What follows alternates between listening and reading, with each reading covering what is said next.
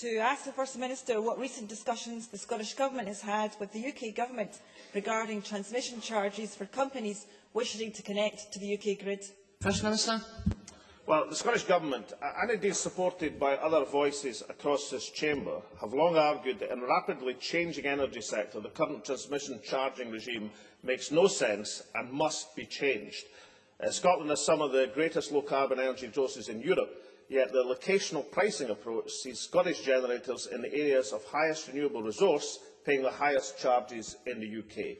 We had substantial hopes that we were on the brink of a breakthrough in this matter. We are still confident of a better outcome, but I would like to see the declaration from Ofgem of their direction of travel sooner rather than later. Aileen MacLeod. I thank the First Minister for his response.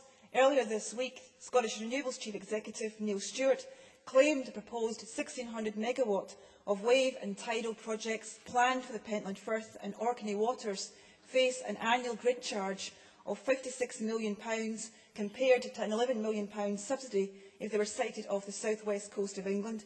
Is it a case that this unfair discrepancy in connection charges could jeopardise Scotland from fulfilling its massive potential in renewables?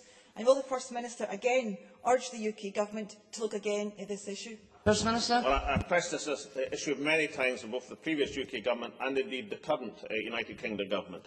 I have my most recent letter just this month from the Secretary of State for Energy and Climate Change, when I argued for a level playing field for generation across the UK, and in Mr Hewden's most recent response, he indicates broad agreement with that approach. Can I remind people across the chamber, the last time this was voted for in this Parliament, it was carried with no votes against, that there should be a more equitable approach to transmission charging across the United Kingdom, one that did not discriminate against Scotland and parts of Scotland in particular. The result of that division was 457 against nil, carrying the support of the SNP, the Liberal Democrats and the Greens.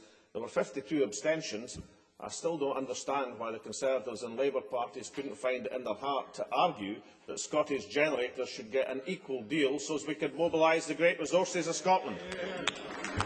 Liam MacArthur.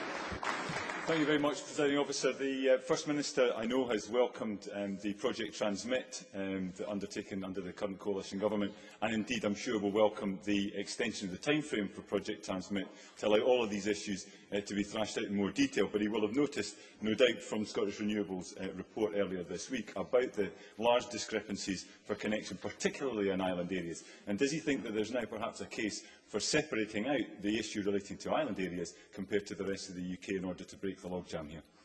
First Minister. Well, there should be a logjam.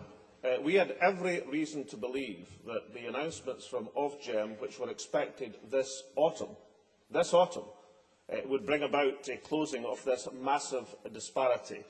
We believe we have the support of the United Kingdom Secretary for Energy and Climate Change. We are still confident that we are going to get a resolution of this long-standing and quite disgraceful piece of discrimination.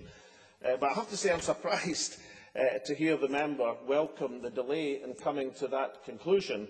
Our belief, and we have good reason for this belief, was that we would have a resolution of these matters this autumn. And why it is so important is that the decisions and investment decisions cannot wait for Ofgem to have another 6 months of talk when we need action, and we believe we had a principled agreement that action would be taken. So I know that Liam will add his voice to the many voices across Scotland who say that this disparity must be closed, and it must be closed now.